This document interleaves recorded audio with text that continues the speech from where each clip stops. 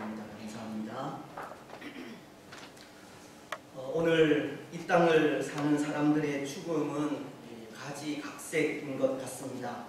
어떤 사람의 죽음은 나이가 들어 때가 찬 때 하나님의 부르심을 받아 죽는 죽음이 있고, 또 어떤 사람의 죽음은 아직 젊은 나이에 가야 할 때가 이른 것 같지만 세상을 떠나는 죽음도 있으며, 또 어떤 사람의 죽음은 정의를 위해, 이 진리를 위해 목숨을 잃는 죽음도 있기 때문입니다. 그런데 이런 죽음들은 나름대로 다 그 의미가 있는 것 같습니다. 때로 나이가 들어 때가 찬 때 죽는 죽음은 주어진 삶에 최선을 다하다 하나님께서 쉬라 하실 때 쉬는 죽음으로 어떤 면에서 참 멋있고도 부러운 죽음이라 생각하기도 합니다. 창세기서 25장에는 아브라함의 죽음이 기록되어 있는데요, 8절은 이렇게 말씀하고 있습니다. 그의 나이가 높고 늙어서 기운이 다하며 죽어 자기 열조에게로 돌아가네. 아브라함은 흔히 말하는 이 천수를 누리게 된 것으로 그에게 주어진 삶에 최선을 다한 이후 하나님의 때에 부름을 받게 된 것입니다. 하지만 또 이와는 반대로 아직 젊은 나이에 가야 할 때가 이르지만 세상을 떠나는 이 죽음도 있습니다. 이런 경우는 우리를 참 안타깝게 하는 죽음으로, 이 죽음이라고 하는 것이 인류가 지은 죄와 이 타락의 산물임을 여실히 보여주는 것이 아닌가 합니다. 창세기서는 2장 17절을 통해 이렇게 말씀하시기 때문입니다. 선악을 알게 하는 나무의 열매를 먹지 말라. 먹는 날에는 반드시 죽으리라 하시니라. 여기 이 죽음은 이 영과 육에 대한 죽음으로, 영적으로는 하나님과의 이 단절을 의미하고, 육적으로는 그 지은 바 흙으로 돌아가는 것을 말하는 겁니다. 때로 아직 젊은 나이에 죽는 죽음은 그것이 이 죄의 결과라는 것을 보여주는 일이라는 겁니다. 또한 죽음에는 이 정의를 위해 진리를 사수하다 죽는 죽음도 있다고 하였는데요, 진리를 사수하기 위해서나 나라를 지키기 위해서 또는 하나님의 나라를 위해 순교하는 죽음도 있는 겁니다. 그러한 죽음은 이 고귀한 죽음이 아닐 수가 없습니다. 예수님은 요한복음 12장 24절을 통해 이런 말씀을 하셨습니다. 내가 진실로 진실로 너희에게 이르노니 한 알의 밀이 땅에 떨어져 죽지 아니하면 한 알 그대로 있고 죽으면 많은 열매를 맺느니라. 마치 예수님의 십자가 죽음으로 많은 사람들이 생명의 열매를 맺은 것처럼 정의를 위하여 진리를 사수하다 죽는 죽음은 죽음으로서 많은 열매를 맺는 참 고귀한 죽음이 아닐 수 없다는 것입니다. 그런데 여러분, 이런 가지각색의 죽음 가운데에는 또 이런 죽음도 있는 것 같은데요, 스스로 목숨을 끊는 죽음도 있다는 겁니다. 자기 자신을 죽이는 죽음도 있습니다. 예수님을 은 30냥에 팔아버리고 양심의 가책을 받아 스스로 죽은 가롯 유다가 그런 경우입니다. 마태복음은 27장 3절로 5절을 통해서 이렇게 말씀하십니다. 그때에 예수를 판 유다가 그의 정죄됨을 보고 스스로 뉘우쳐 그 은 30을 대제사장들과 장로들에게 도로 갖다 주며 이르되 내가 무죄한 피를 팔고 죄를 범하였도다 하니, 그들이 이르되 그것이 우리에게 무슨 상관이냐, 네가 당하라 하거늘 유다가 은을 성소에 던져놓고 물러가서 스스로 목매어 죽은지라. 유다는 예수님이 자신의 고발로 인해 사형이 확정되자 스스로 뉘우치게 되었다고 그렇게 말씀하지만 이것은 회개를 의미하는 것이 아니라 후회를 하였다라는 의미로 이 양심의 가책을 받은 것을 말하는 것인데요. 그 이후에 그가 한 행동이 목매어 죽는 일이었습니다. 유다는 스스로 목숨을 끊은 겁니다. 하지만 하나님은 타인의 생명이든 자신의 생명이든 이 생명을 살해하는 일은 하나님의 계명을 어기는 일이라고 하십니다. 출애굽기서가 20장 13절을 통해 이렇게 말씀하시기 때문입니다. 살인하지 말라. 그 10계명 중에 하나이지 않습니까? 그런 의미에서 오늘날 이슈가 되는 임신, 중절 수술도 성경적이지 않다고 하는 겁니다. 스스로 목숨을 끊는 일은 하나님의 계명을 어기는 일로 어쩌면 어리석은 죽음인 것입니다. 물론 스스로 목숨을 끊기까지 그가 당한 말로 다 할 수 없는 이 고통은 있을 수 있지만 이 생명의 숭고함과 이 존엄함 앞에 이 죽음보다는 이 사는 일을 택하는 것이 더 현명한 선택이 아닌가 합니다. 그렇습니다. 오늘 이 시대에 수많은 사람들이 이 고통 속에 스스로 죽는 죽음을 선택하기도 하지만 오늘 우리는 하나님께서 주신 이 생명의 가치를 깨닫고 이 사는 일에 우리 마음을 다하시기 바랍니다. 여러분, 오늘 이 땅 위에는 이렇게 가지각색의 죽음이 있고 또 그 죽음에는 나름대로 다 그 의미가 있는 것 같은데요. 이런 여러 가지의 죽음을 생각하면서 또 이런 생각을 해보는 것도 의미가 있으리라 생각합니다. 오늘 우리의 죽음은 어떤 죽음이 될까 하는 겁니다. 여러분, 오늘 우리는 이런 여러 가지 행태의 죽음 가운데 또 어떤 죽음을 죽었으면 좋겠습니까?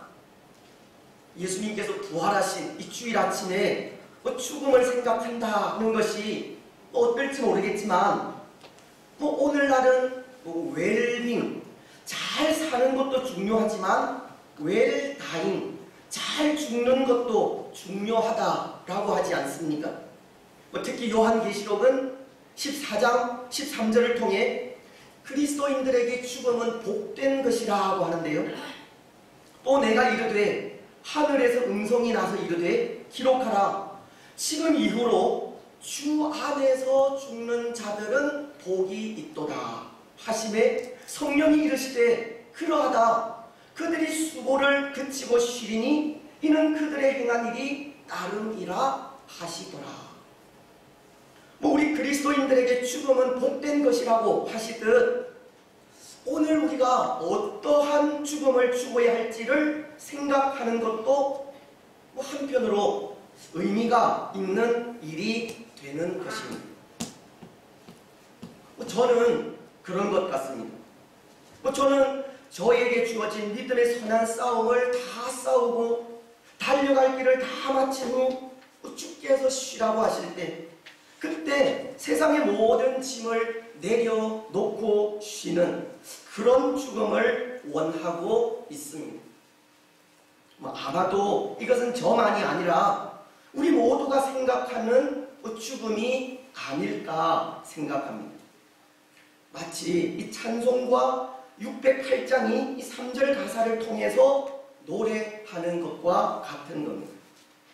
후일에 석양 가까워 서산의 해가 질 때에 주께서 쉬라 하실 때 영원한 안식 없겠네. 내 주 예수 배울 때에 그 은혜 찬송하겠네. 내 주 예수 배울 때에 그 은혜 찬송하겠네. 우리 인생의 노을이 지고 이 빨간 석양 석양이 넘어가는 그때 이 주께서 쉬라고 하심으로 얻는 영원한 안식을 고대하고 있는 겁니다. 여러분, 오늘 우리는 죽음을 생각하면서 그런 죽음을 죽게 해달라 기도하셨으면 좋겠습니다. 믿음의 선한 싸움을 다 싸우고 달려갈 길을 다 마친 후 주께서 쉬라고 하실 때 세상의 모든 짐을 내려놓고 쉬는 그 죽음을 위해서 기도하시기를 바랍니다. 우리가 잘 아는 작곡가인 모차르트는 죽음이 임박한 그의 부친에게 쓴 편지에서 이런 글을 썼다고 합니다. 죽음은 엄밀히 말해 나의 인생의 최종 목표이다. 나는 몇 년 전부터 그 친구와 가깝게 되어 이제 죽음이 두렵지 않다. 오늘 우리 역시도 그리스도 예수 안에서 죽는 죽음이 이 두려움이 아니라 이 복인 것을 고백하면서 달려갈 길 다 마친 후 영원한 안식을 누리기를 소원하시기 바랍니다. 오늘 말씀도 보십시오. 우리는 몇 주 동안 이스라엘의 사사이던 이 삼손에 대한 말씀을 묵상해 오고 있었는데요. 이 삼손도 죽게 됩니다. 오늘 31절은 이렇게 말씀하고 있기 때문입니다. 그의 형제와 아버지의 온 집이 다 내려가서 그의 시체를 가지고 올라와서 소라와 에스다올 사이 그의 아버지 마노아의 장지에 장사하니라. 이 삼손이 이스라엘의 사사로 20년 동안 지냈더라. 어쩌면 참 파란만장한 삶을 산 삼손도 결국 죽어 장사되었다고 합니다. 그런데 여러분, 오늘 우리는 삼손이 이 죽음을 보면서도 여러 가지 생각을 할 수 있을 것 같습니다. 왜냐하면 어떻게 보면 이 삼손은 28절로 30절과도 같이 그의 백성과 하나님의 나라를 위해 힘써 싸우다 장렬한 최후를 맞이한 것 같기도 하고, 또 어떻게 보면 블레셋 사람들과 함께 자기 자신을 죽이는 이 자살로 그의 생이 끝나는 것처럼 보이기도 하기 때문입니다. 그렇지 않습니까? 29절로 30절 상반절은 이렇게 말씀하시는데요. 삼손이 집을 버틴 두 기둥 가운데 하나는 왼손으로 하나는 오른손으로 껴 의지하고 삼손이 이르되 블레셋 사람과 함께 죽기를 원하노라 하고, 때로 30절 하반절이 그가 죽을 때에 죽인 자가 살았을 때에 죽인 자보다 더욱 많았더라, 이 말씀을 통해서는 이스라엘과 하나님의 나라를 위해 장렬하게 죽는 죽음처럼 보이기는 하지만 집을 버틴 두 기둥 가운데 하나는 왼손으로 하나는 오른손으로 껴 의지하고 블레셋 사람과 함께 이 죽기를 원한다 라는 말씀을 통해서는 마치 이 자신을 죽이는 이 자살과도 같은 모습을 보이고도 있다는 겁니다. 실제 많은 학자들은 이 삼손의 죽음을 이 자살이라고 단정을 짓는 사람들도 있습니다. 예를 들면 마크 에토베리라고 하는 사람은 삼손 신드롬이라는 책을 통해서 이 삼손에 대해서 실패한 남자로 묘사하고 있는데요. 아마도 그것이 이 삼손에게는 이 탁월한 은사가 있었음에도 불구하고 비참하게 죽어간 죽음 때문에 그렇게 묘사한 것이 아닌가 합니다. 삼손의 죽음을 이 자살로 결론을 짓고 자살로 인해 삼손은 실패한 남자였다고 평가한 것이 아닌가 한다는 것입니다. 하지만 저는 생각에 그럼에도 이 삼손은 이 주어진 사명을 다하고 죽은 죽음이라 생각을 합니다. 여러분들은 어떻습니까? 혹 어떤 생각을 가지고 있습니까? 오늘 삼손의 이 죽음이 사명을 다한 죽음이겠습니까? 아니면 실패한 남자로서 자신을 죽인 비참한 죽음이겠습니까? 비록 사사로서 주어진 사명을 잘 감당하지 못하고 비참한 최후를 맞이하고 있는 것 같기는 하지만, 그럼에도 그 마지막은 성령의 감동을 받아 이스라엘의 적인 블레셋 사람들을 살았을 때보다 죽으면서 더 많이 죽이는 하나님 백성으로서의 삶, 이 사사로서의 삶을 다하는 죽음을 죽었다, 그런 생각이 들지 않습니까? 그렇습니다. 오늘 삼손의 죽음은 단순히 자신을 죽이는 죽음이 아닙니다. 자살이 아니라는 겁니다. 그의 죽음은 블레셋 사람들의 압제로부터 이 동족을 구하기 위한 마음에서 나온 이 거룩한 이 순교와도 같은 죽음입니다. 그는 비록 하나님 앞에 죄를 짓고 도덕적으로 떳떳하지 못한 삶을 살아오고는 있었지만, 이 생의 마지막 순간은 헌신적인 죽음을 통해 자기 민족인 이스라엘을 구원하려 한 것입니다. 마치도 에스더가 가진 마음과도 같은 마음인데요. 이 페르시아 제국의 왕후이던 에스더가 이 하만에 의해 자기 민족 이스라엘이 이 진멸의 위기에 처하게 되었을 때 이스라엘을 살리기 위해 죽으면 죽으리라 라는 각오로 이 페르시아 왕 앞에 나아간 그 마음과 동일하다는 겁니다. 에스더서는 4장 16절을 통해 이렇게 말씀하지 않습니까? 당신은 가서 수산에 있는 유다인을 다 모으고 나를 위하여 금식하되 밤낮 3일을 먹지도 말고 마시지도 마소서. 나도 나의 시녀와 더불어 이렇게 금식한 후에 규례를 어기고 왕에게 나아가리니 죽으면 죽으리이다 하니라. 당시에는 왕후라도 왕이 부르기 전에 왕 앞에 나아가면 죽음을 듣게 되듯, 에스더는 죽으면 죽으리이다 라는 각오로 왕 앞에 서서 유다의 구원을 가능할 것을 말하고 있는 겁니다. 오늘 삼손은 그가 블레셋 사람들과 함께 죽으려 하는 것이 바로 이런 마음에서라는 겁니다. 블레셋의 압제로부터 이스라엘을 구원하기 위한 희생적인 죽음을 죽으려 하는 겁니다.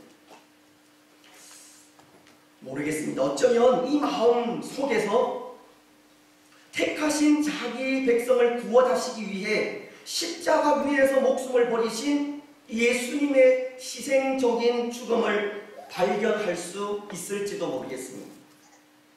때로 예수님의 십자가도 목숨을 버리신 죽음이기 때문입니다. 갈라디아서는 2장 20절을 통해 이렇게 말씀하십니다. 내가 그리스도와 함께 십자가에 못 박혔나니 그런즉 이제는 내가 사는 것이 아니요 오직 내 안에 그리스도께서 사시는 것이라. 이제 내가 육체 가운데 사는 것은 나를 사랑하사 나를 위하여 자기 자신을 버리신 하나님의 아들을 믿는 믿음 안에서 사는 것이라. 예수님도 우리를 위하여 자기 자신을 버리셨다고 하십니다. 예수님의 죽음은 우리를 위해 죽어주신 죽음이자 죽임 당해 주신 죽음인 것입니다. 그래서 요한계시록도 5장 6절을 통해 이렇게 말씀하고 있습니다. 내가 또 보니 보좌와 네 생물과 장로들 사이에 한 어린 양이 서 있는데 일찍이 죽임을 당한 것 같더라. 그에게 7뿔과 7눈이 있으니 이 눈들은 온 땅에 보내심을 받은 하나님의 7 영이더라. 보좌와 네 생물과 이 장로들 사이에 서 있는 한 어린 양이 일찍 죽임을 당한 것 같더라 라고 하십니다. 예수님은 우리를 위하여 죽임을 당하셨다는 것. 다시 말씀을 드리면 죽어주신 겁니다. 마치 삼손이 그의 백성들을 위해 두 기둥을 양손에 붙들고 블레셋 사람들과 함께 죽은 것과 같은 겁니다. 오늘 삼손의 죽음은 실패자로서 자신을 죽이는 자살이 아니라 마지막 남은 그의 힘으로 이 사사로서의 사명을 다하고 죽은 예수님과도 같은 희생적이고도 헌신적인 사랑인 것입니다. 사랑하는 여러분, 오늘 우리가 우리의 죽음을 생각할 때에도 이런 희생적인 죽음도 있어야 하지 않을까 생각합니다. 때로 우리는 믿음의 선한 싸움을 다 싸우고 달려갈 길을 다 마친 후 주께서 쉬라고 하실 때 세상의 모든 짐을 다 내려놓고 쉬는 그런 죽음을 원하고도 있지만, 하나님의 나라를 위해서라면 목숨도 아끼지 않는 그런 희생도 필요하다는 것입니다. 내 것을 고집하고 주장하는 삶이 아니라 우리의 자신을 내려놓는 희생적인 삶, 이 버리는 삶을 살다 가는 모습이 필요한 것입니다. 갈라디아서 2장 20절이 말씀하고 있는 것처럼 내가 그리스도와 함께 십자가에 못 박혔나니 그런즉 이제는 내가 사는 것이 아니오 오직 내 안에 그리스도께서 사시는 것이라. 하나님의 나라를 위해 십자가에 못 박히는 희생적인 삶이 필요한 겁니다. 사랑하는 여러분, 오늘 우리는 우리 자신을 버리는 희생적인 삶을 사시기 바랍니다. 사람들과의 관계 속에서 이기려고만 하지 말고 져주기도 하고 나의 유익만을 구하는 것이 아니라 손해를 보기도 하며 교회를 위한 것이라면 우리 자신을 내려놓을 줄도 아는 그런 삶을 살아가시기 바랍니다. 그래서 그런 삶을 통해 희생적이고도 헌신적인 삶을 살다 가는 복된 인생이 되시기를 바랍니다. 그래서 그런 의미에서 이런 생각을 해봅니다. 오늘 삼손이 이 들릴라에 의해 힘의 비밀이 밝혀지고 블레셋 사람들에게 붙잡혀 머리가 밀리며 이 눈이 뽑혀 맷돌을 돌리는 참으로 비참한 처지가 된 것이 오히려 삼손에게는 잘된 일이 아닐까 하는 생각을 하게 된다는 겁니다. 왜냐하면 바로 그 일이 오늘 삼손에게 이스라엘을 위해 희생적이고도 헌신적인 죽음을 죽게 하는 기회를 주었기 때문입니다. 삼손이 사사로서 자신의 사사됨을 다시 한번 되새길 수 있는 기회를 주었기 때문입니다. 만약 삼손이 힘을 잃지 않았다면, 그래서 눈이 뽑혀서 맷돌을 돌리는 그 비참한 처지에 빠지지 않았다면, 그것으로 블레셋 사람들에 의해 조롱거리가 되지 않았다면, 삼손은 그의 반복되는 죄로 인해 사사로서 평생 그 사명을 깨닫지 못하고 하나님과 이스라엘의 근심이 되었을지 모르는 겁니다. 그렇지 않습니까?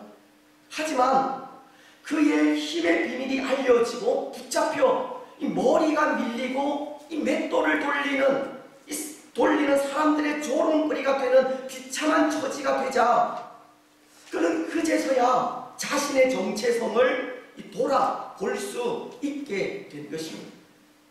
삼손은 그가 당한 고난으로 비로소 이 사명을 회복할 수 있는 기회를 얻게 되었다는 겁니다.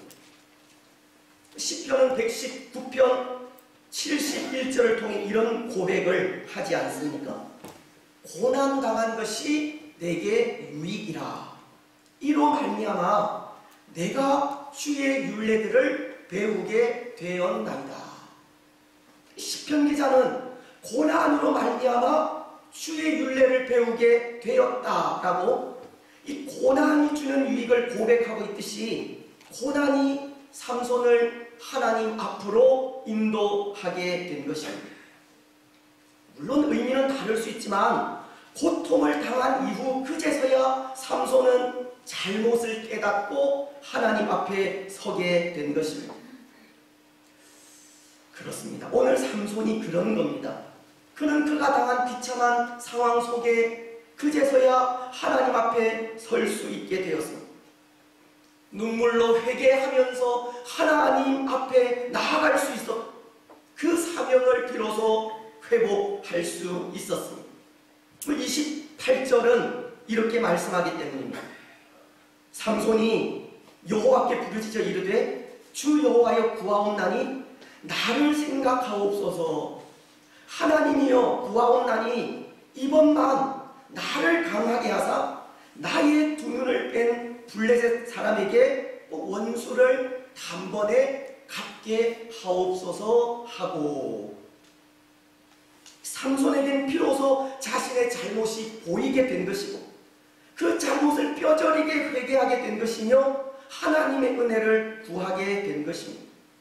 지도자로서 백성을 잘못 인도한 과오, 날 때부터 나실인이던 자신의 직분을 잘 감당하지 못하고 망령되이 행한 행동, 그는 맷돌을 돌리면서 뼈저린 후회와 회개를 하였고 하나님께 부르짖어 도움을 요청하기까지 어쩌면 그는 새로워지게 된 것입니다. 사랑하는 여러분, 이 죄가 더한 것에 하나님의 은혜가 넘친다는 로마서의 말씀을 기억하십니까? 내 죄로 인해 죽게 되었다고 고민하며 아파할 때 하나님의 도우심이 임하는 것을 기억하십니까? 아마 오늘 삼손의 모습이 그런 모습이 아닌가 합니다. 자신의 죄로 인해 아파하면서 죄 많은 자신에게 하나님의 은혜가 임하기를 간절히 사모하고 있는 모습입니다. 그렇습니다. 사랑하는 여러분, 오늘 우리도 이 고난을 당해보지 않으면 하나님 앞에 서지 못할 수 있고 고난 없이는 주의 율례를 배우지 못할 수도 있습니다. 우리의 죄로 아파하고 우리의 잘못으로 고통스러워하며 우리의 연약함으로 하나님께 회개하며 나아가지 않으면 위로부터 주어지는 한량 없는 하나님의 은혜가 우리 가운데 임하지 않을 수 있다는 겁니다. 고난이 우리로 하여금 하나님 앞에 세우게 하고 고난 가운데 하나님 앞에 서서 하나님의 은혜를 사모하며 부르짖을 때 하나님의 한량 없는 은혜가 더욱더 충만하게 넘치게 되는 겁니다. 그래서 그 은혜로 다시금 사명을 회복하여 헌신적이고도 희생적인 삶을 살아갈 수 있는 겁니다. 여러분, 오늘 우리는 이 고난이 우리에게 유익인 것을 고백하시기 바랍니다. 고난으로 인해 하나님 앞에 서는 우리가 되시고 하나님 앞에 서되 우리의 죄를 들고 서시기 바랍니다.